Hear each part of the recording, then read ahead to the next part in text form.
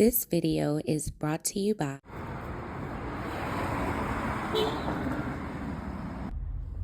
Cool Grain Clothing.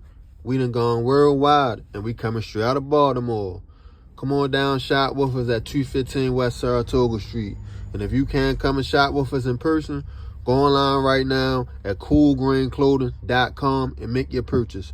Oh yeah, and by the way, if you ain't cool and getting the green, you're in the way, and that's just basic.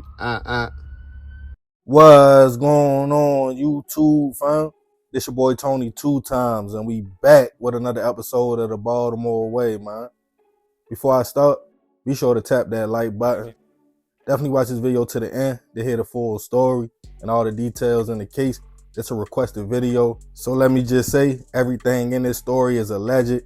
For the day one fam, y'all already know it's all love. Thanks for tuning back into another episode. If you're new to the channel and you're feeling the content, feel free to subscribe. Definitely hit that notification bell so you can be notified every time we drop a new video. Oh yeah, feel free to share the channel with your peoples. Everybody is welcome. Before I get into the story, I'm a little under the weather, so y'all try to bear with me. I'm still trying to bring y'all some content. So let's get right into the story.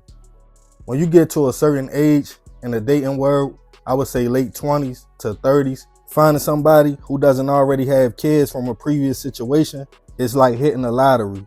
For a lot of people, if they meet someone they are feeling, they lead off with that question, because that alone can change everything. For some, they respect the fact it was somebody before them. They might ask, what's the dynamics of you and your child's other parents' relationship? Typical things, like have they moved on? Do they mind you dating and having somebody around your kid? But of course, if a person is trying to find love, they would never come out and admit, like, yeah, my baby father or my baby mother is crazy, controlling, and can't let go. Because at that point, there's nothing else to talk about. It can be a lot of different scenarios with co-parenting that causes a person to feel like they still have a say-so. For example, I have met women myself back in the day that told me, yeah, I'm single. My baby father has his own thing going on, but he pays all my bills. Meaning he still probably has access to the home. I even thought about taking things to the next level with one girl until I realized her baby father, who had like 35 years in prison, was controlling her life from a jail cell. Had her thinking people was outside the house and all that. She was shook to the point I had to cut shorty off. But on a casual tip, most people don't go that deep and ask them kind of questions. If they know they are just having grown up fun with no commitment, they think to themselves, I'm good. But when you really sit back and think about it, are you really? And on this episode of the Baltimore Way, we'll be taking it all the way back to 2013 to discuss the case of a man who pulled up to his baby mother's house and crashed out after what he saw. Back in 2013, 32-year-old Twan Mason, who friends and family called Twan for short, was navigating life in Baltimore. Twan had a lot going on for himself, described as a go-getter who had multiple hustles, including a clothing line, but also kept his main job at the post office, where Twan worked at as a mailman, with dreams to one day save up enough money to open his own restaurant, as he loved to cook and host events. On his downtime, the family man loved spending time with his kids, or just geeking with family and having a few drinks. Twan was big on fashion, dressing nice, and also working out to keep him in shape. So of course, with a good job and taking care of yourself, comes no shortage in women. One day he met a young lady who we will call Courtney for the sake of the story. She lived out the county in Walnut Grove in Essex. She had at least one child, but her and Twan was just cooling, nothing serious. He would pull up at her crib from time to time, they do them, and leave. And in the summer of 2013, July 3rd, it was a nice evening. So Twan thought to himself he would slide on Courtney later that night at her spot. Little did he know though, her baby father had access to the home. At the time, 35-year-old Seiko Harris. Him and Courtney had one child together. When Twan pulled up, they kicked back, did what grown-ups do, and fell asleep. At about 3:30 a.m., now 4th of July, allegedly, Seiko pulled up on a sneak tip to see if Courtney had somebody over. Somehow he gained access to the house and found his baby mother and Twan asleep. Furious at what he saw, he caused the scene, waking them up, asking her why she had another man around his child. As they went back and forth, Twan attempted to put his clothes on, and leave, feeling like it wasn't his business and it was best he get out the situation. But Seiko wasn't going for it. He directed his frustration towards Twan, and the two men started arguing back and forth. That quickly turned to them throwing hands, until Twan stumbled out the door. He walked up the block and fell on the sidewalk as he realized he had been stabbed up. Police was called to the location as somebody reported a man laying on the ground struggling to breathe. When they arrived to the scene, they found Twan suffering from multiple stab wounds.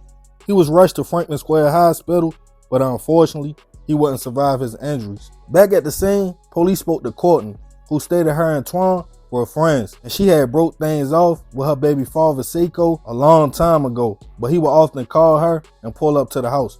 But she didn't think Twan was in harm's way and things would go that far.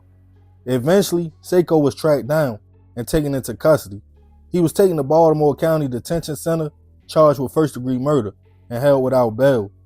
Twan's family was devastated and fought hard to keep his memory alive. Doing all my research, I couldn't find any information on if Seiko beat the case or was ever sentenced to any time. Either way, rest in peace to Twan. I send my prayers and condolences to his kids and family. I never understand a man taking out his anger on another man for doing what men do. Just because we have a child with somebody doesn't mean we own them or can pop up at their crib. I'm not sure what Seiko and his baby mother's situation was, but she claimed it was over. But he definitely felt otherwise. I know firsthand, sometimes as men, we will say, okay, shorty, it's over. Do you? Putting on that tough front. But deep inside, we really don't mean it and still have feelings for the girl. And they come out once you find out another man is smashing your ex.